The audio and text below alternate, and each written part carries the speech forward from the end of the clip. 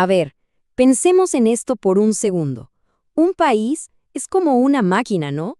Una máquina súper compleja. Y como toda máquina, necesita un manual. Un manual de instrucciones para que todo funcione como debe, para que cada pieza encaje y trabaje en armonía con las demás. Bueno, esa es la gran pregunta. ¿Cuál es ese documento que pone las reglas del juego, que dice quién hace qué y, lo que es más importante, que nos protege a todos los que vivimos dentro de esa máquina? La respuesta, claro, es la Constitución. En el caso de Argentina, ese es nuestro plano fundamental. Es el gran acuerdo social que nos permite organizarnos y convivir. En pocas palabras, es la ley suprema. Muy bien, entonces, vamos a meternos de lleno en este plan maestro. Nuestro recorrido va a tener 5 paradas clave. Primero, vamos a ver por qué es la ley suprema. Después, qué derechos y garantías protege. Luego, cómo se ordenan las leyes en esa famosa pirámide. También, cómo se divide el poder para que funcione bien. Y por último, quién es el guardián que cuida que todo esto se cumpla. Ok, primera parada.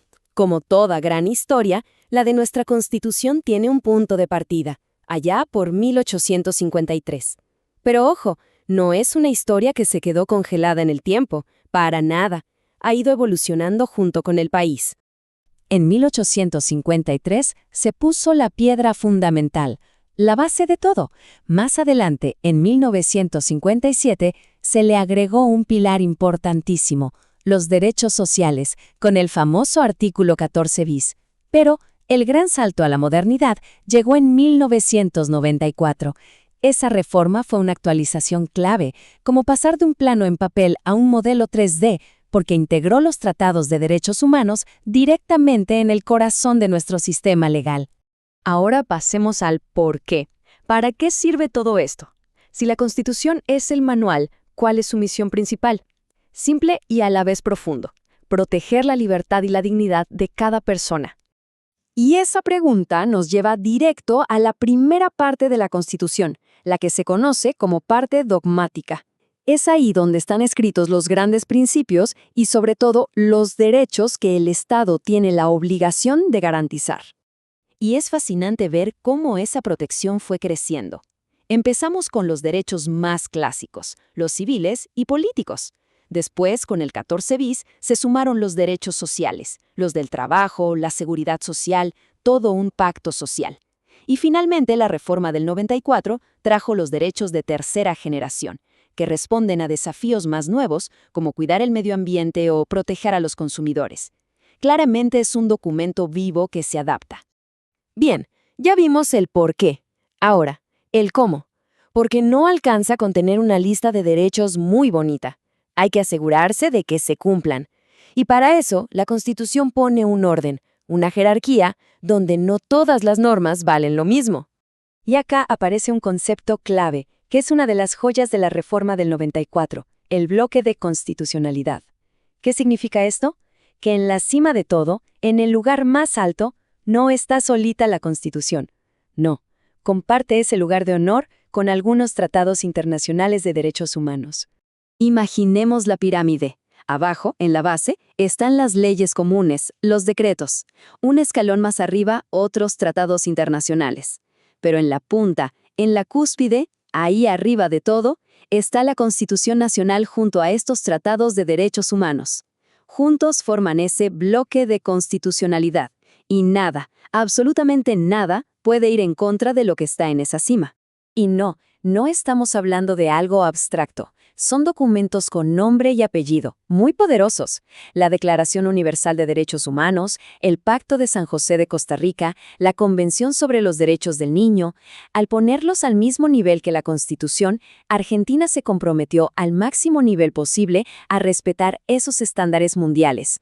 Bueno, ya tenemos el por qué y el cómo. Nos falta el quién. Para eso está la segunda parte de la Constitución, la parte orgánica. Su trabajo es diseñar la máquina del Estado, pero con una regla de oro: dividir el poder para que nadie tenga demasiado. La fórmula es un clásico que funciona. Por un lado, el poder legislativo, o sea, el Congreso, que es el que hace las leyes. Por otro, el poder ejecutivo, con el presidente a la cabeza, que las aplica y gobierna. Y finalmente, el poder judicial, con la Corte Suprema y los demás tribunales, que interpreta esas leyes y resuelve los conflictos. 3 ramas, cada una con su tarea. Pero acá está la magia del sistema. Estos 3 poderes no andan cada uno por su lado. No, están conectados por un sistema de frenos y contrapesos. ¿Qué significa? Que se controlan entre sí. El Congreso controla al presidente, el presidente puede vetar una ley y la justicia puede decir que un acto de los otros 2 va en contra de la Constitución. Es como un equilibrio de fuerzas para que nadie se pase de la raya. Y esto nos deja en la última pieza de nuestro rompecabezas. Porque está muy bien tener un plan maestro, pero ¿quién se asegura de que se cumpla? ¿Quién es el guardián de la Constitución? Pensemos, si el Congreso saca una ley que choca con un derecho constitucional o el presidente toma una medida que la contradice, ¿quién tiene la autoridad para frenarlo? La respuesta nos muestra algo muy particular del sistema argentino. A diferencia de otros países donde hay un único supertribunal para esto, en Argentina el control es difuso. ¿Y qué quiere decir difuso? Quiere decir que cualquier juez o jueza del tribunal que sea en cualquier rincón del país tiene el poder y la obligación de actuar como guardián de la Constitución en los casos que le tocan. El poder de protegerla está, por así decirlo, repartido en toda la justicia. ¿Y cómo se pone en marcha ese control? La principal herramienta que tenemos como ciudadanos se estableció con todas las letras en la Reforma del 94, en el artículo 43. Se llama acción de amparo. Es un juicio rápido, urgente. Cuando un derecho que está en la Constitución es violado o está en peligro, cualquier persona puede presentar un amparo. Así, un juez o jueza tiene que intervenir rápido para proteger ese derecho. Es básicamente el botón de emergencia que conecta a la gente directamente con los guardianes de la Constitución. Después de todo este recorrido, nos queda una idea dando vueltas.